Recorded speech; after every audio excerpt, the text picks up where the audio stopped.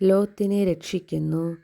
ഷീനാർ രാജാവായ അംറാഫേൽ, എലാസർ രാജാവായ അരിയോക്ക്, ഏലാം രാജാവായ കേദോർ ലാവോമർ, ഗോയിം രാജാവായ തീദാൽ എന്നിവർ തങ്ങളുടെ ഭരണകാലത്ത് സോദോം രാജാവായ ബേറ, ഗൊമോറ രാജാവായ ബീർഷ, അദ്മാ രാജാവായ ഷീനാബ്, സെബോയിം രാജാവായ ഷെമേബർ, ബേല അതായത് സോവാർ രാജാവ് എന്നിവരോട് യുദ്ധം ചെയ്തു. ഇവർ സിദ്ദിം താഴ്വരയിൽ അണിനിരന്നു. അതിപ്പോൾ ഉപ്പുകടലാണ്. ഇവർ 12 വർഷം കേദോർ ലാവോമറിന് കീഴടങ്ങി കഴിയുകയായിരുന്നു. എന്നാൽ 13-ാം വർഷം അവർ അവനെതിരെ പ്രക്ഷോഭം കൂട്ടി. 14-ാം വർഷം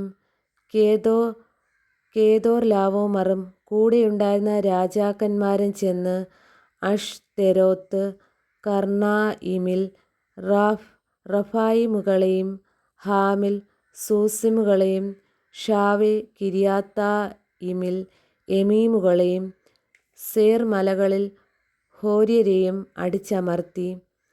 അവർ മരുഭൂമിയുടെ അതിർത്തിയിലുള്ള എൽപാരാം വരെയെത്തി. അവർ പിന്തിരിഞ്ഞ് എൻമിഷ്പാത്തിൽ അതായത് കാദേശിൽ ചെന്ന് അമലേക്യരുടെ നാട് കീഴടക്കി. ഹസസോൻ താമാറിൽ പാർത്തിരുന്ന അമോര്യരെയും തോൽപ്പിച്ചു. അപ്പോൾ സോദോം, ഗൊമോറ, അദ്മ, സെബോയിം, ബേല അതായത് സോവാർ എന്നിവിടങ്ങളിലെ രാജാക്കന്മാർ സിദ്ദിം താഴ്വരയിൽ ഏലാം രാജാവായ കെദോർ ലാവോമർ, ഗോയിം രാജാവായ തീദാൽ, ഷീനാർ രാജാവായ അംറാഫേൽ, എലാസർ രാജാവായ അരിയോക്ക് എന്നിവർക്കെതിരെ യുദ്ധത്തിനായി അണിനിരന്നു. 4 രാജാക്കന്മാർ 5 പേർക്കെതിരെ. സിദ്ദിം താഴ്വര നിറയെ ചെളിക്കുണ്ടുകളായിരുന്നു. സോദോമിലെയും ഗൊമോറായിലെയും രാജാക്കന്മാർ പിന്തിരിഞ്ഞോടിയപ്പോൾ ഈ കുഴികളിൽ വീണു. ശേഷിച്ചവർ മലയിലേക്ക് ഓടിപ്പോയി.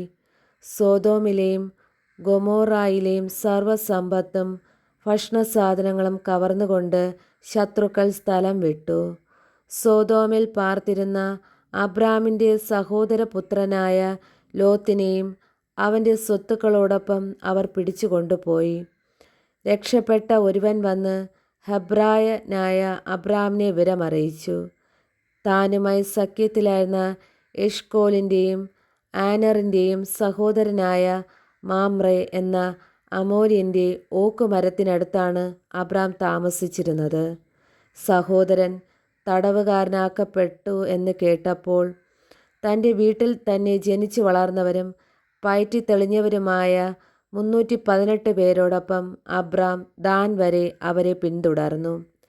രാത്രി അവർ തൻ്റെ ആളുകളെ പല ഗണങ്ങളായി തിരിച്ച് ശത്രുക്കളെ ആക്രമിച്ച് തോൽപ്പിച്ച് ദമാസ്കസിന് വടക്കുള്ള ഹോബ വരെ ഓടിച്ചു.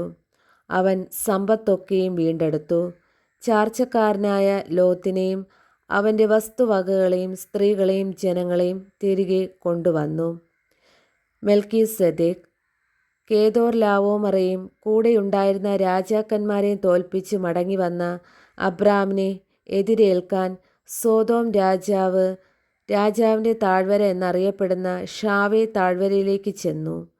സാലേം രാജാവായ മെൽക്കിസെദെക്ക് അപ്പവും വീഞ്ഞും കൊണ്ടുവന്നു. അത്യുന്നതനായ ദൈവത്തിൻ്റെ പുരോഹിതനായ അവൻ അബ്രാമിനെ ആശീർവദിച്ചു കൊണ്ട് പറഞ്ഞു, ആകാശത്തിൻ്റെയും ഭൂമിയുടെയും നാഥനായ അത്യുന്നത ദൈവത്തിൻ്റെ കൃപാകടാക്ഷം നിൻ്റെ മേലുണ്ടാകട്ടെ. ശത്രുക്കളെ നിൻ്റെ കയ്യിലേൽപ്പിച്ച അത്യുന്നത ദൈവം അനുഗ്രഹീതൻ. അബ്രാം എല്ലാത്തിൻ്റെയും ദശാംശം അവന് കൊടുത്തു. സോദോം രാജാവ് അബ്രാമിനോട് പറഞ്ഞു, ആളുകളെ എനിക്ക് വിട്ടുതരുക, സമ്പത്തെല്ലാം നീ എടുത്തുകൊള്ളുക. അബ്രാം സോദോം രാജാവിനോട് പറഞ്ഞു, ഞാൻ കർത്താവിൻ്റെ മുമ്പിൽ ആകാശത്തിൻ്റെയും ഭൂമിയുടെയും സൃഷ്ടാവായ അത്യുന്നത ദൈവത്തിൻ്റെ മുമ്പിൽ ശപഥം ചെയ്യുന്നു. നിങ്ങളുടേതായ ഒരു ചരടോ ചെരുപ്പോ വാറോ ഒന്നും തന്നെ ഞാൻ എടുക്കുകയില്ല. ഞാൻ അബ്രാമിനെ സമ്പന്നനാക്കി എന്ന് നിങ്ങൾ പറയരുതല്ലോ. യുവാക്കൾ ഭക്ഷിച്ചതും എൻ്റെ കൂടെ വന്നവരുടെ പങ്കും മാത്രമേ എനിക്ക് വേണ്ടൂ. ആനറും എഷ്കോലും മാമ്രയും തങ്ങളുടെ പങ്ക് എടുത്തുകൊള്ളട്ടെ.